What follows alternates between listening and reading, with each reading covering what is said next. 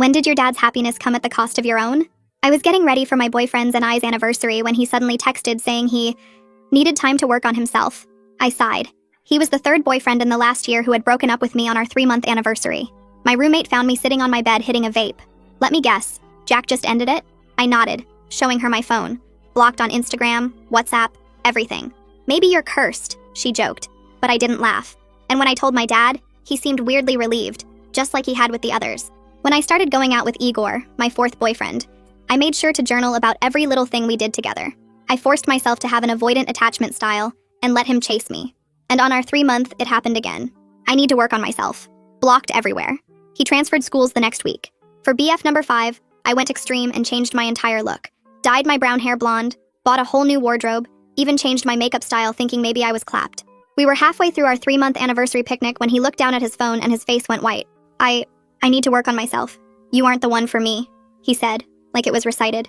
By Monday, his friends were literally crossing the street to avoid me. One of them looked genuinely scared when he saw me, muttering something about not wanting trouble. I took a deep breath and tried to convince myself it was a coincidence. A year later, when I was finally ready to date again, I decided not to sleep with him at all, and didn't even introduce him to my family or friends. I went for the whole mysterious girl thing, and kept everything surface level. 3 months hit and he sent the text while we were supposed to be at the movies. I need to work on myself. Sorry. He was gone from campus within 3 days. When I cried to my mom about it, she just patted my shoulder and said, "The right one will come along when it's time." There I was, age 26 on a date with boyfriend number 9 when I saw Connor, my very first boyfriend, walk in. When he saw me with Merrick, his face drained of color like he was heartbroken. He started to slowly walk over. "I really did love you," he said quietly, not even looking at Marek. "Then why did you leave?" I asked. I'd wanted to ask this question for years. He started to answer. "It wasn't me, your dad." He then stopped completely, his face going white and practically ran out of the shop. Marek asked who that was, and I just shrugged, not wanting him to think I was hung up on the past. But after Marek broke up with me, I tried to delve deeper. I got a therapist and begged her to tell me whether or not I had daddy issues, but she promised I was perfectly healthy. When I finally met Ash, I didn't even want to date him, but he was persistent and sweet. He showed up at places I'd be, always knowing my schedule somehow. On our 3-month anniversary when he looked down at his phone, I was ready for the script. "Let me guess, you need to work on yourself." "Hey," he interrupted, not listening to me. "Look at this funny video of a dog purring like a cat." I breathed a sigh of relief. The rest of the month came and went. Month 4 passed, then 5. My parents kept asking about him, more interested than they'd ever been in any boyfriend. So by month 6, I felt safe enough to send a photo of him to the family group chat. Everyone responded super happy for me. And my dad just said, "Glad you finally came to your senses." The next week it was Dad's birthday, just immediate family, and they insisted I bring him. But halfway through, Mom did something unforgivable. She tried to embarrass me with old baby photos. But I noticed something. In every single photo, Christmas, Easter, every birthday party, there was the same little boy next to me. "Oh my gosh," I laughed, looking closer. "He looks exactly like Ash." "That's so weird." Dad smiled this strange smile. "Well, it makes sense. That's the boy we've wanted you with all along." Mom added. Finally, the plan worked. The entire room went cold. "What plan?" I asked, voice shaking. They looked at each other. Dad cleared his throat. "Your mother and I planned this relationship with Uncle Aman and Aunt Priya when you were babies." My stomach dropped. "Uncle Aman? Why would Uncle Aman care who I date?" Dad flipped to a page labeled Future Couple in gold letters. Dozens of photos of me and that little boy at every holiday, every family vacation. "That's Ash," I whispered. "Of course. It's Aman and Anya's son. Your cousin," Dad said simply. The room started spinning. "You two have been promised since birth. It's important to keep the business in the family, just like our parents did." I looked at Ash sitting next to me. He just sat there, completely nonchalant. "You knew?" "For about a month now," he admitted. "But we're barely related, and it's completely legal in this state. I'd already fallen for you by then." Dad nodded like this was all perfectly normal. "Your mother and I are second cousins too. It's how we keep the family business protected." I just smiled. Not because I wasn't disgusted. I absolutely was. But because I had an ace up my sleeve. And I was ready to make them pay. I kept my smile frozen in place while Dad went on about family traditions and Mom served dessert, my phone recording everything from my pocket where I'd started it right after the big reveal. I asked Dad how long they'd been planning this, keeping my voice light and curious like I was just interested in the family history. He actually pulled out more photo albums, pointing to pictures from before I was even born where he and Uncle were shaking hands over some business deal, saying they'd promised their future kids would marry to keep everything in the family. Mom chimed in about how they'd picked my name to match with Ash's, both starting with A, and I made sure to lean closer so my phone would catch every word. Ash sat there eating cake like this was all totally normal, occasionally adding details about how his parents had shown him the same albums when he turned 25. I asked more questions, pretending to be warming up to the idea, getting them to explain exactly how they'd gotten rid of my other boyfriends. Dad actually laughed about the money he'd paid them, calling it small investments to protect the family plan.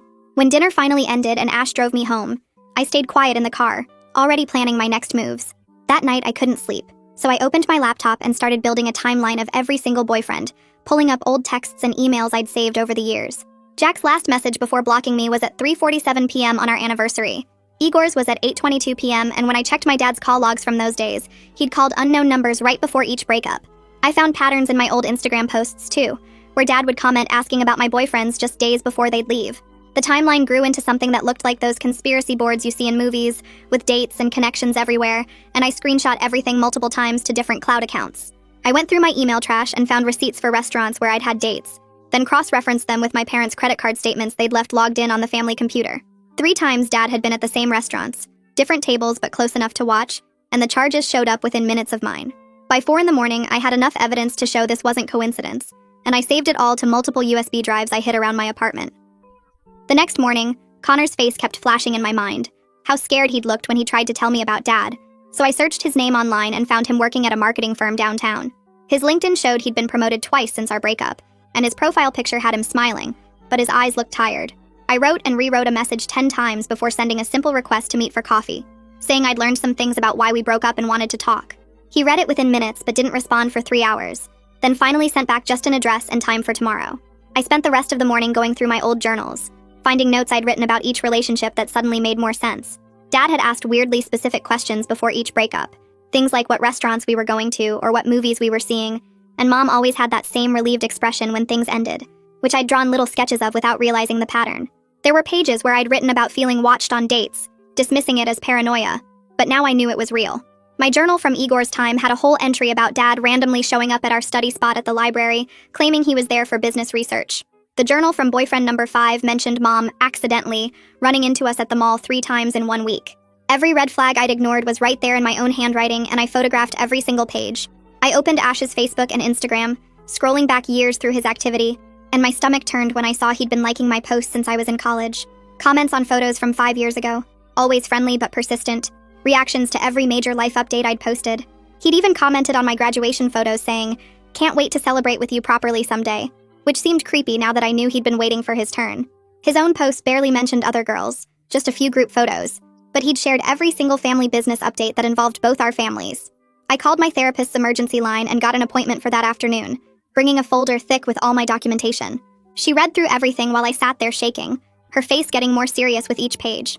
When she finally looked up, she said this level of coordination suggested serious control issues and possibly criminal harassment, then handed me a business card for an attorney named Deborah, who specialized in family harassment cases.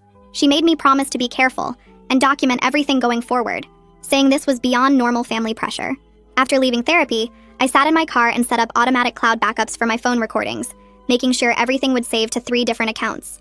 I downloaded a recording app that could run in the background without showing any notification, testing it twice to make sure it worked perfectly. I also turned on location tracking for myself, creating a record of everywhere I went and set up a separate email account just for storing evidence. That weekend, I waited until my parents posted on Facebook about being at their golf club, then drove to their house using the spare key they didn't know I still had. The photo albums were right where Dad had left them, and I photographed every single page of the one labeled Future Couple in gold letters. There were pictures of baby me and baby Ash in matching outfits, notes in the margins about keeping the bloodline pure and securing the business future, and even a family tree showing how all the cousin marriages had kept the money in the family for generations.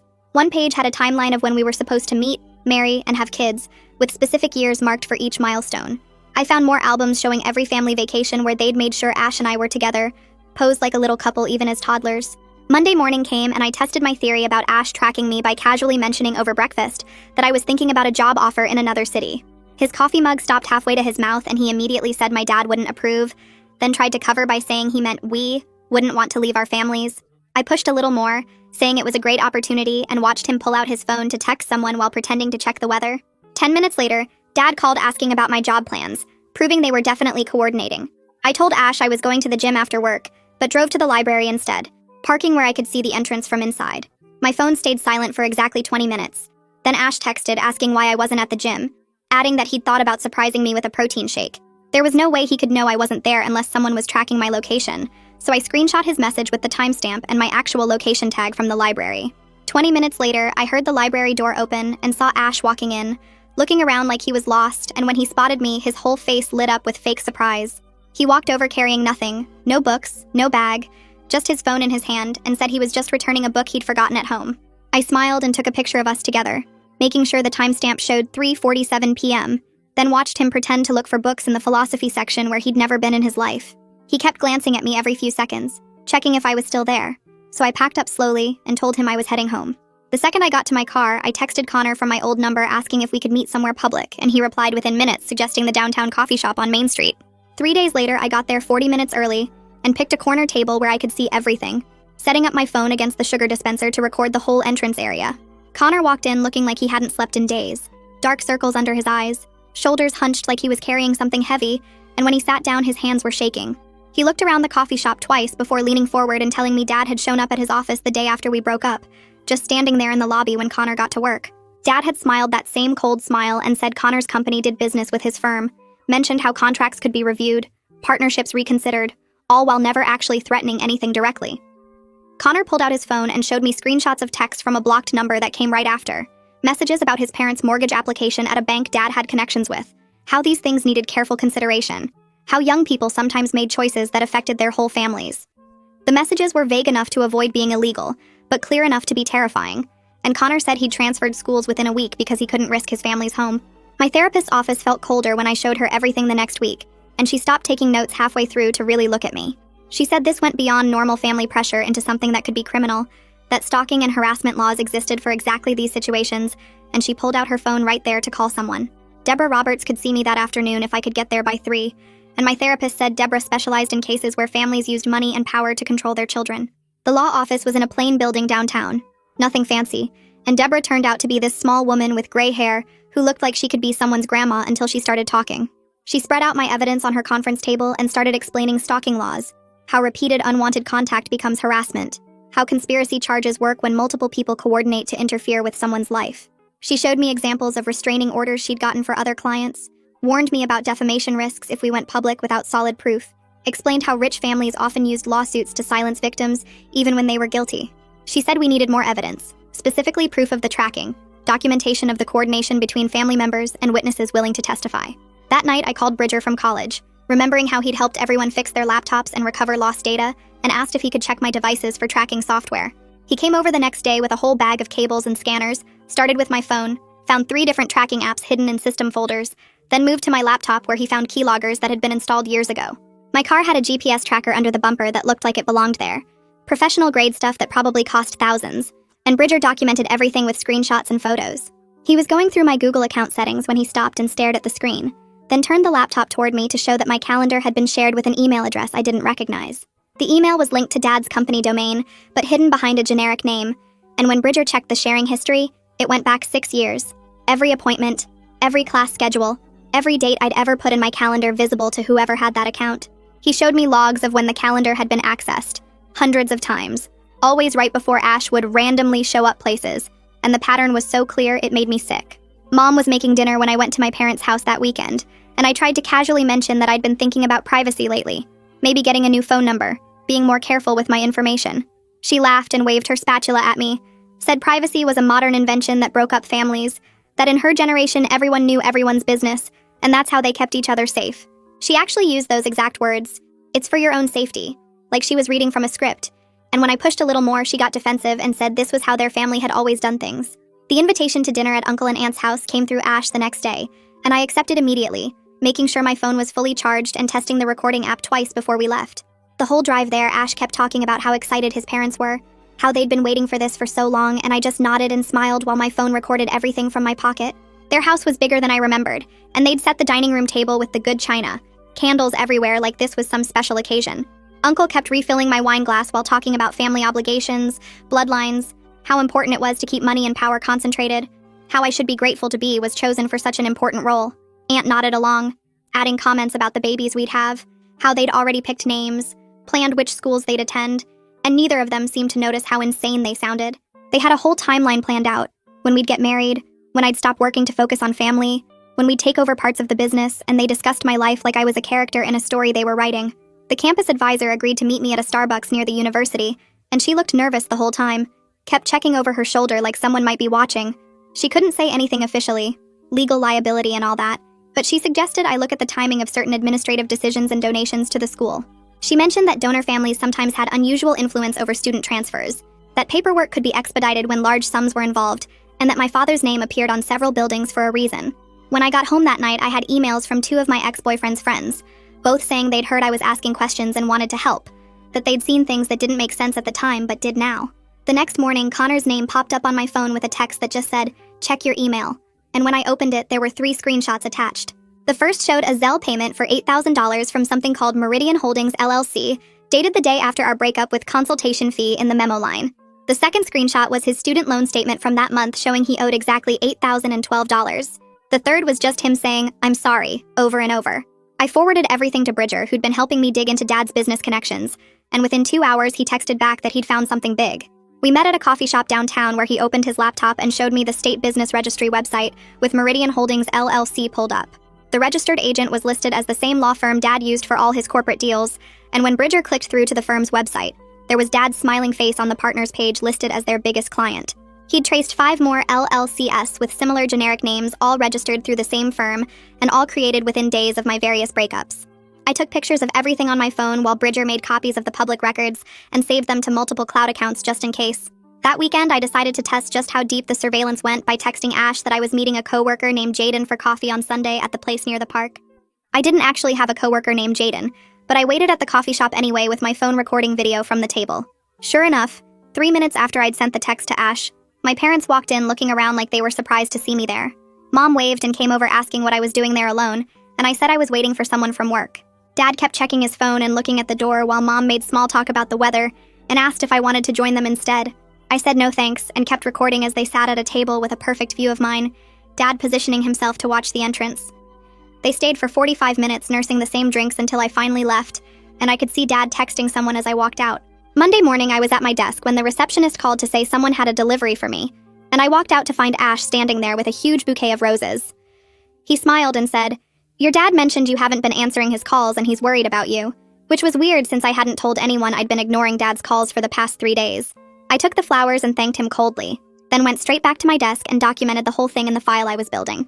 After work, I drove to Deborah's office where she reviewed everything I'd collected so far, spreading the printouts across her conference table and making notes on a legal pad.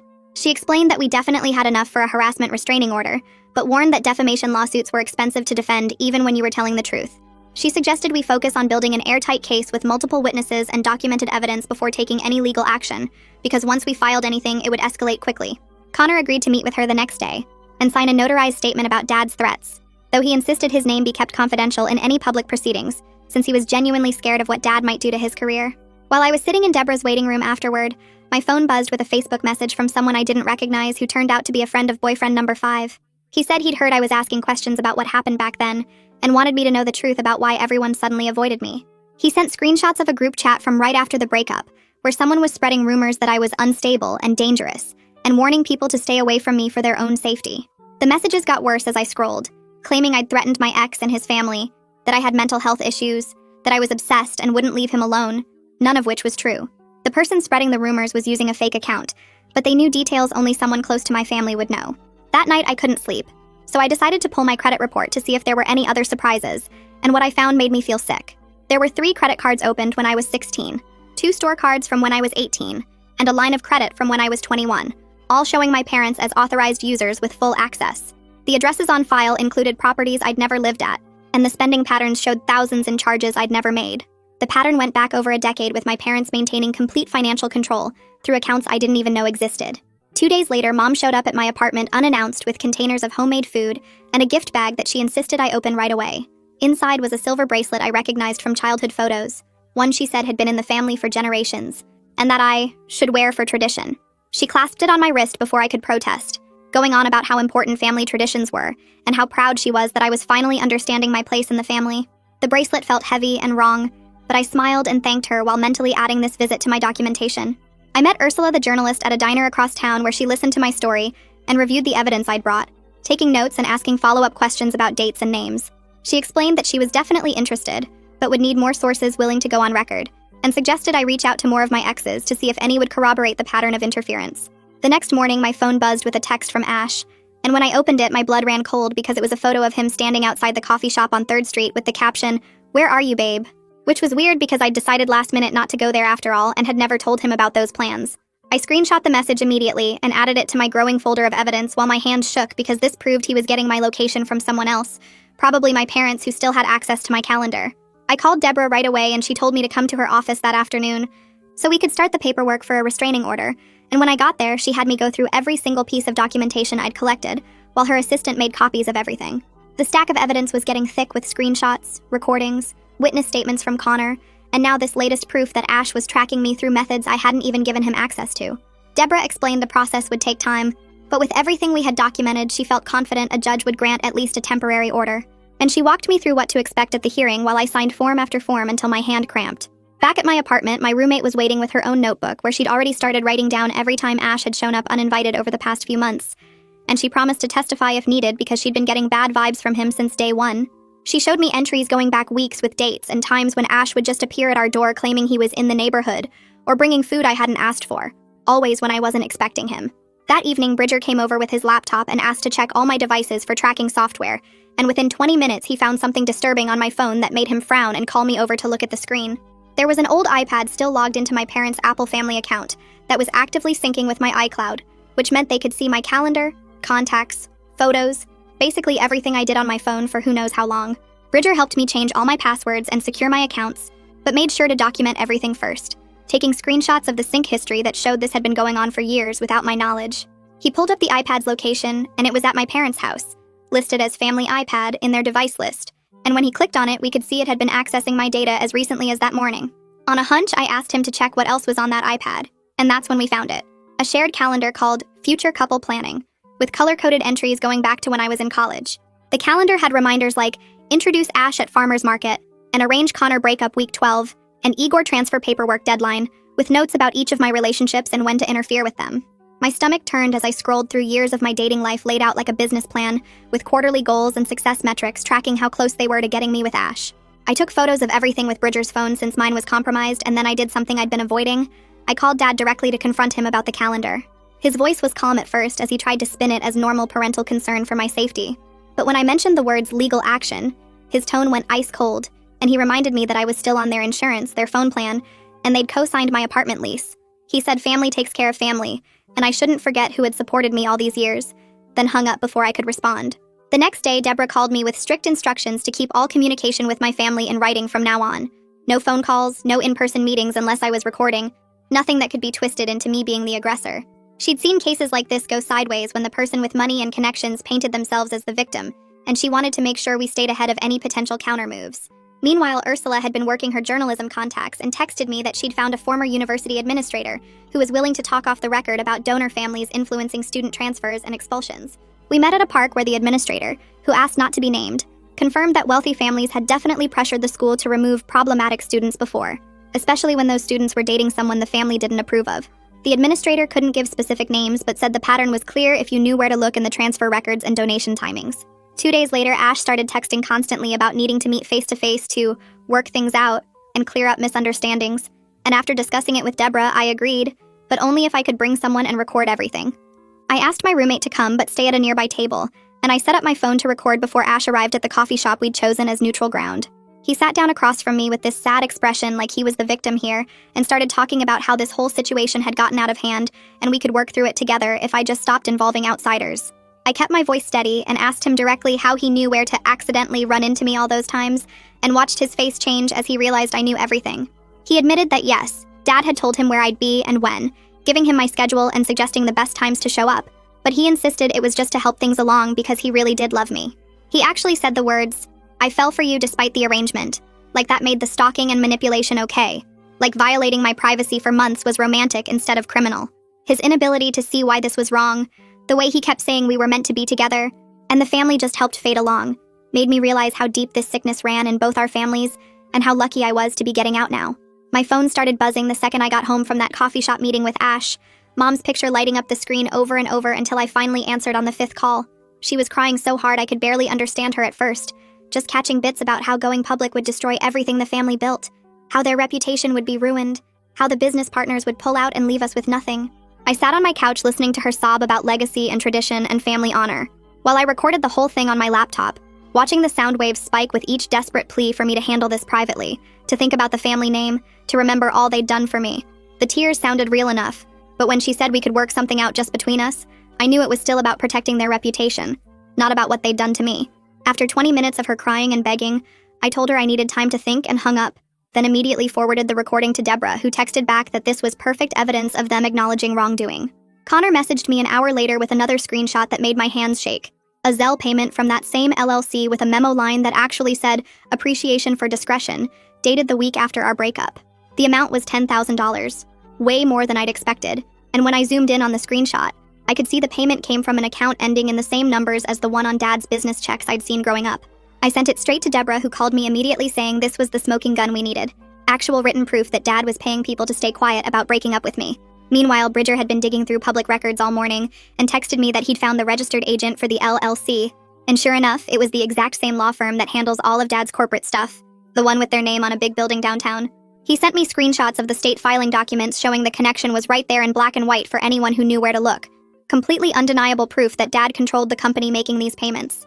I spent the rest of that day organizing everything into a massive folder for the restraining order filing, printing out every screenshot, every recording transcript, every witness statement from Connor and my roommate, and even that scared friend of boyfriend number 5. The stack of papers was almost 2 inches thick by the time I finished, heavy enough that I needed both hands to carry it to Deborah's office, where she helped me fill out the supplemental filing forms. 3 days later, a courier showed up at my apartment with an official-looking envelope from Hartley, Brennan & Associates, Dad's law firm, containing a cease and desist letter that accused me of harassment, defamation, and intentional infliction of emotional distress on the family.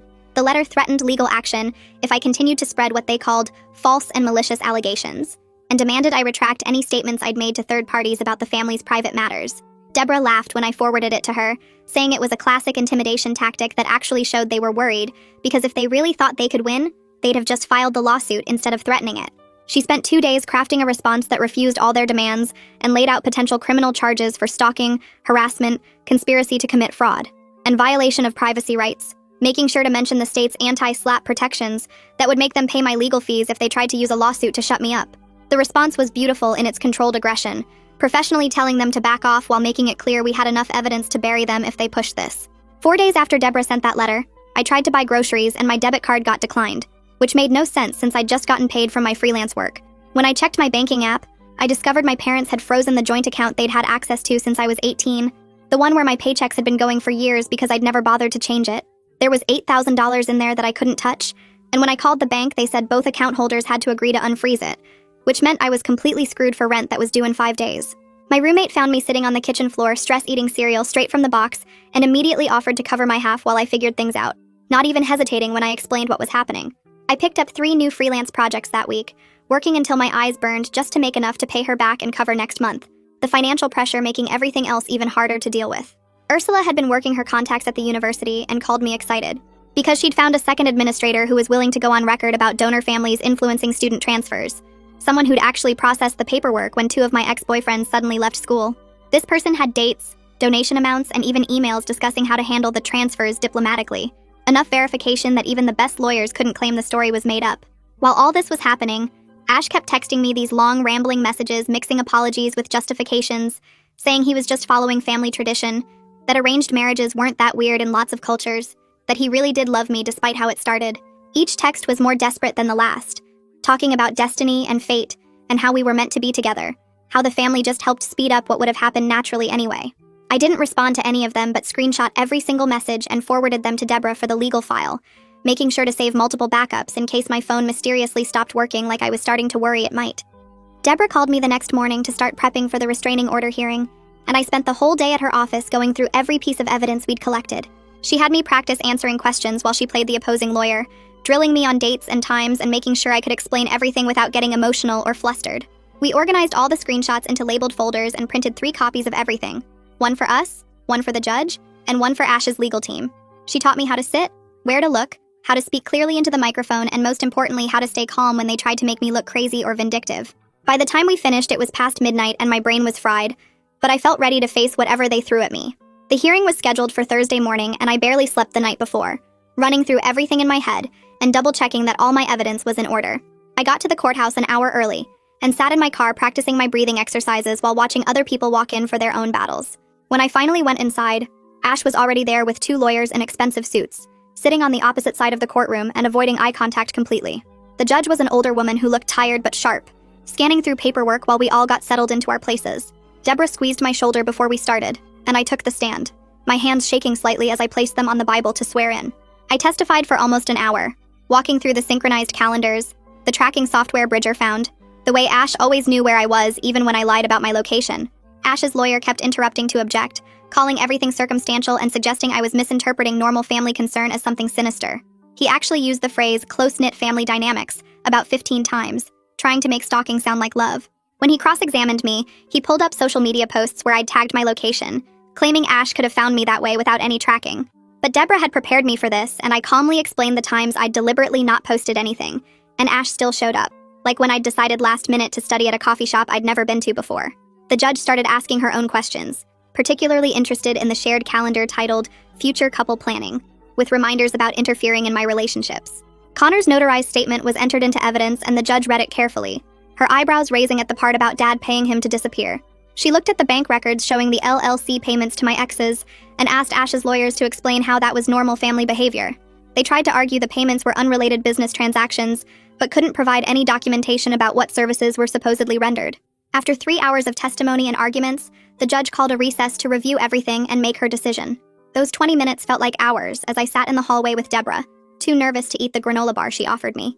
When we went back in, the judge granted a limited restraining order requiring Ash to stay at least 500 feet away from me, my home, and my workplace. It wasn't the full no-contact order we'd wanted since she said family situations were complicated, but it was legally binding protection that would result in his arrest if he violated it. As we left the courtroom, I felt this mix of relief and exhaustion wash over me, finally having some legal protection after months of feeling hunted. Dad was waiting outside on the courthouse steps, standing just far enough away to not violate any laws but close enough that I couldn't avoid him.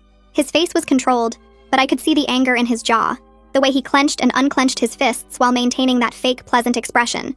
He didn't yell or make threats, just spoke in this low, measured voice about how disappointed he was and how I was destroying everything our grandparents built. He reminded me that my trust fund had conditions, that the family business had bylaws about conduct unbecoming of an heir, that there were consequences for betraying family. The words were careful, nothing that could be considered a legal threat, but the message was clear as he talked about how hard it would be to make it on my own without family support. I recorded the whole thing on my phone in my pocket, making sure to capture his barely contained rage and the way he mentioned my future prospects, with this ominous tone. That afternoon, Deborah helped me draft a formal demand letter to send to Dad, laying out exactly what we wanted to make this stop. We demanded he cease all interference in my personal life, notify all my ex-boyfriends that any agreements or threats were nullified, and cover all my therapy and legal costs from dealing with years of manipulation. It was aggressive and comprehensive, including a timeline for compliance and consequences if he refused, basically threatening to pursue criminal charges for stalking and conspiracy. 2 days later, Dad's lawyer sent back a settlement offer that made my jaw drop, a mid-six-figure sum that would set me up for years. But it came with strings attached, requiring me to sign an NDA about everything, agree to never discuss the family publicly, and include language saying there was no admission of wrongdoing on their part. The money was tempting since I was still struggling financially, but signing would mean they could keep doing this to other family members, maybe cousins or future generations. I spent hours in therapy that week processing the grief of realizing the family I thought I had never really existed, that their love always had conditions and control attached to it. My therapist helped me work through the anger and sadness while strengthening my resolve to maintain boundaries, even though it meant losing my entire extended family. The sessions were brutal, bringing up childhood memories that looked different now, birthday parties and holidays that were actually networking events for future arranged marriages. Meanwhile, Ursula had been working with her editor and legal team to finalize the article, making strategic redactions to avoid defamation while keeping the core story intact. We went through multiple drafts, removing identifying details about the business while keeping enough specifics that people would understand this wasn't fiction. She interviewed 3 experts on coercive control and family abuse, who provided context about how common these situations are in wealthy families. We agreed on a publication date 2 weeks out, giving me time to prepare emotionally and practically for whatever backlash would come. I warned my roommate, my employer, and the few friends I trusted completely, making sure they understood things might get messy once the story went public. The morning the article went live, I turned off my phone and went to a movie, not wanting to watch it spread in real time. When I turned my phone back on 3 hours later, I had over 200 messages, missed calls from numbers I didn't recognize, and notifications from every social media platform. The story had already been shared thousands of times locally, with people recognizing the family business name even though we'd been careful not to state it directly. Some messages were supportive, people sharing their own stories of controlling families or thanking me for speaking out about something usually kept quiet.